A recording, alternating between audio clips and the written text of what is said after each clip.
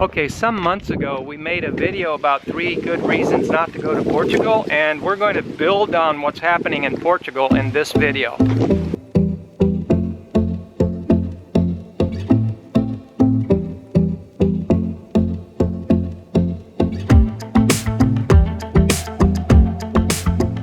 Yeah, all of these are olive trees. They're all olive trees right here. Can you spot the olives? There it is. See them right there? Alright, so Angie, you were saying that... Oh yeah, Portugal is bubbling right now. Local Portuguese are coming out and speaking out saying we don't want any more foreigners.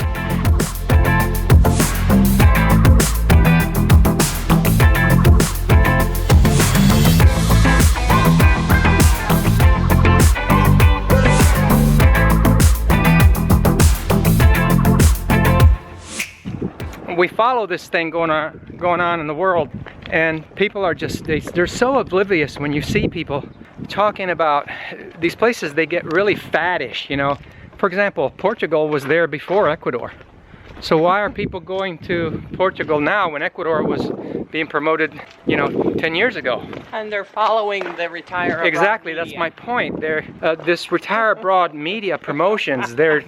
Incidentally, I'm going to give you a tip here, because people like to ask, am I too late? Is this bubbling? Is it too late? Here's how to tell if a place is bubbling. I know some people have said, well, I just count the number of bloggers. And Angie, as you said, the number of vloggers talking about how cheap Portugal is, which that's just a relative term. You know, to a guy that spends $10,000 a month, 4,000 is cheap. To a guy that lives on 3,000, 4,000 is too much. That's just relative, but people, they eat these things up on YouTube. YouTube is all about sensationalism, and part of that is, gee, look how cheap Portugal is, even when it has already doubled and tripled from what it was before.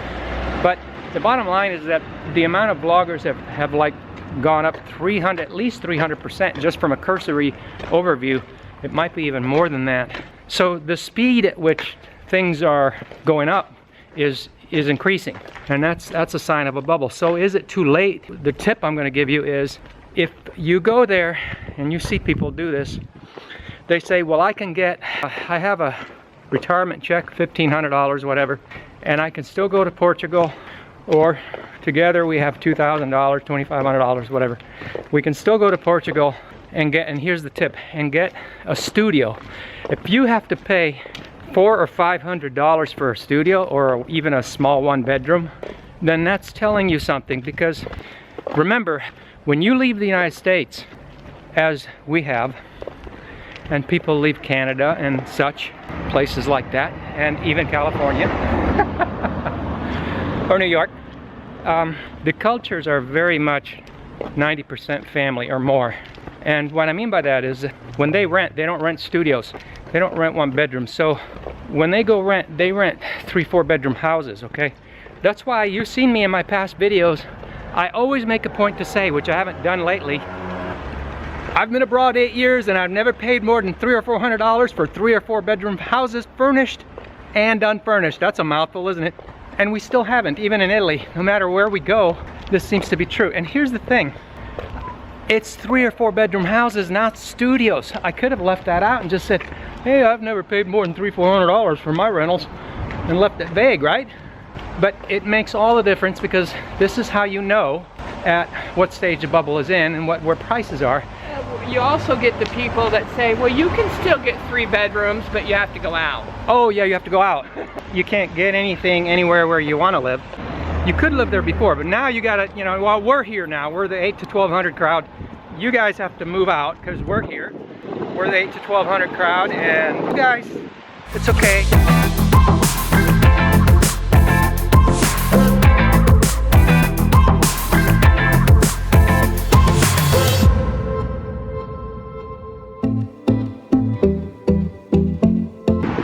Here's another thing. We've seen this in Ecuador. We see it in Portugal. You're going to see it in these other places that are on the circuit.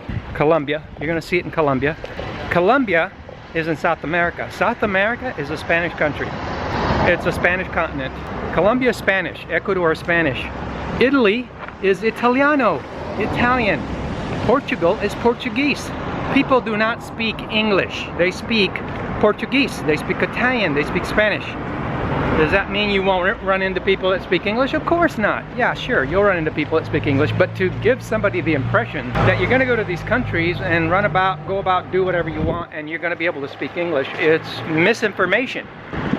Yeah, if you stay right smack dab in the center of the expat community, you can talk to the expats, and there are locals serving those expats that are probably bilingual, and that's what they're talking about. But you know, the minute you go out of that, your English isn't going to go anywhere. It's like, I'm not trying to, you know, say that it's not doable. I mean, I go places where I don't speak the language all the time. When we went to Ecuador, we didn't go to the expat bubble. We went outside of it, and we didn't speak any Spanish. And it forces you to, you know, be out of your comfort zone, which is part of, to us, it's part of the adventure of being abroad. Oh look, there's a sign that says "Kiss here." After 35 years of marriage, honey, are we still kissing? All right. So if you just wandered onto our channel, there's a bunch of other videos where we talk about this stuff. Okay, so this issue is it's not just money. The RAM pumping affects everyone in different ways. So certain people are affected monetarily, but I recently, within my circle, saw a guy that said online on the internet, listen to this, that he was working hard to save up $2 million so that he could live off the 4% rule, safe withdrawal return, meaning he would be withdrawing 4% of $2 million every year to live on.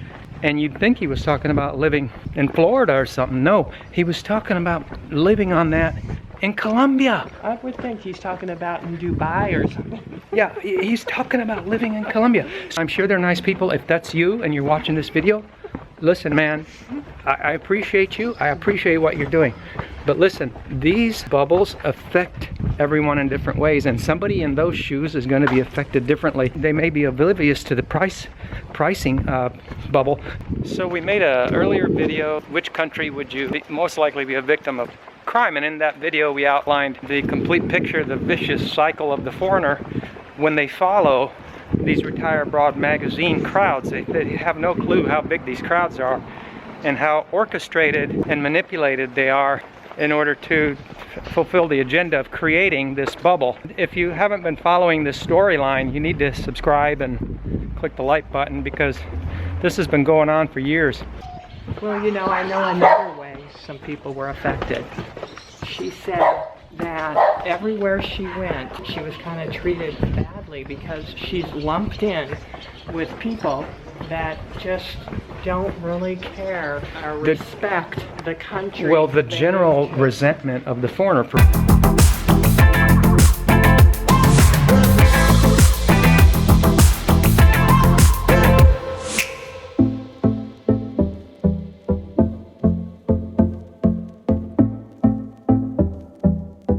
Yeah, the way that the different participants that follow these bubbles get affected, like people, like the guy that said he thinks he has to have $2 million to, you know, collect $80,000 a year in interest or withdrawals to live in Colombia, and he knows full well that this isn't a subsistence life. I mean, he's looking to quote unquote live rich in Colombia. But if you try to tell somebody like that you can live rich in Colombia on less than half that, they won't believe it. I mean, if that's what they think they need to have, if they really want to be in Colombia that bad, and they want to be the guy that is paying more than everybody else. But I'm just saying that there's people like that out there that have no clue about what they're contemplating and doing.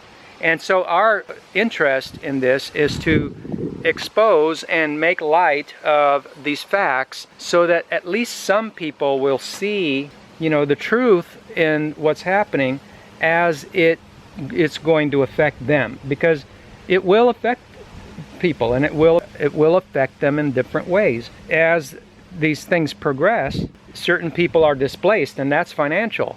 But other people, like this fellow that thinks he wants to live rich on $80K a year in Colombia, It will affect people like that in also, but in different ways, such as the crime. They subject themselves to the crime because Colombia is still Colombia, and just because you go there and you want to live rich on 80,000 a year, it doesn't mean that all of a sudden it's a place where it makes sense for a rich guy to go around, you know, spending money like a drunken sailor, you know, in the middle of a bunch of poor folks. I mean, it has never made any sense to me. All right, so Portugal is not the only bubble in the making at this time. There are other bubbles in the making. Well, Ecuador was a bubble for a long time. Yeah, Ecuador was a bubble that popped, and now you're trying to do this to it. It's like bubble. It was down here, it was bubble, and then it popped, and then They're trying. It's trying to get it back up. Yeah.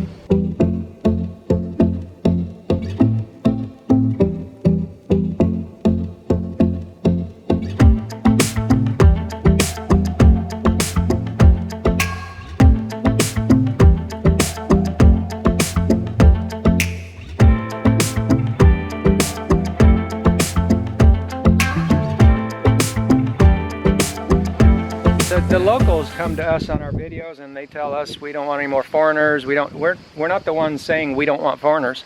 You know, go to Portugal. it's no skin off our nose. We're not even on the RAM circuit. We're not trying to tell people don't go to Portugal or don't go to Colombia. You know, people are going to do what they're going to do. They're adults. They want to go to Colombia and live on 80K a year. They're going to do it. And so I think more than ever, now more than ever, it's really important to take a contrarian approach to your live abroad, because you have people like this. There are unwitting participants in these RAM-induced bubbles that it's just crowd psychology is what it is. People get really dogmatic at following the crowd. So, and that's what we've done, you know. We've taken a contrarian approach, and even though 8 years ago we started out in a RAM city, even so we took a contrarian approach within that city, and this gave us a foundation to build on because it gave us an opportunity to learn Spanish, kind of get a feel for, you know, where we could place our skills, that we were professional industrious frugalists in the States for a couple of decades, and it gave us an opportunity to get a feel for how to use those skills abroad and how to enhance those skills and match them to our challenges abroad. But some people think that when you live like the locals, that you're going to be living in poverty or something. It's just really strange. I like to call it living on a local pricing level instead of living like the locals, because living at a local pricing structure avoids all of the negatives that we expose about these, you know, RAM-induced bubble areas and this circuit. Exactly. So if everybody that moved to Portugal lived on the local pricing level, there wouldn't be bubbles, right? Well, conceptually that would be correct. However, the crowd psychology dictates that people won't do, for example, they won't do it. People won't do what they should do.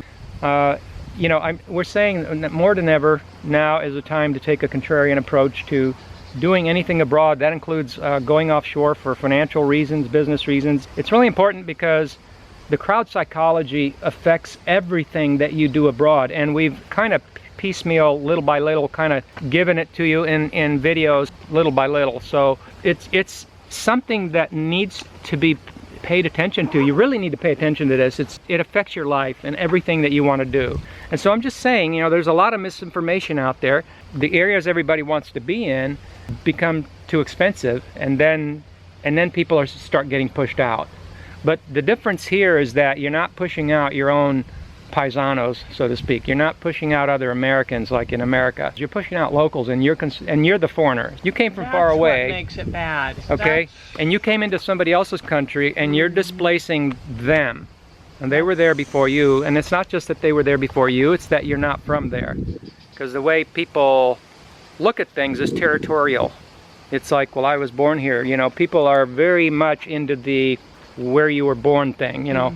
That's the worst part about it, is that it pushes out the locals. Yeah.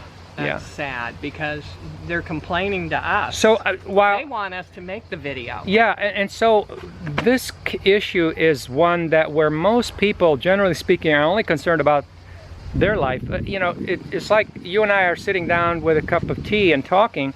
We're talking about our own lives and what we want to do with our lives. We're not really thinking about somebody else, let alone some foreign stranger.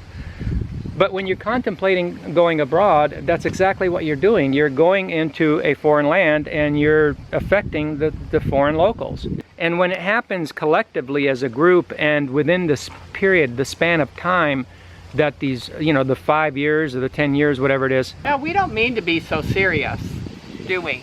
We're not serious people. I wake up laughing because you know, I've got peaches and cream every day. And my peaches and cream are at $3.40 a month furnished. Yeah, where's the peaches and cream? There's so much grass growing up around here, you can't see it anymore. There it is. There it is. There it is.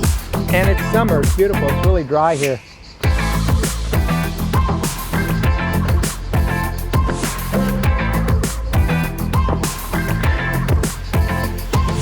All right, so if you liked the video, you know what to do. Have a nice day.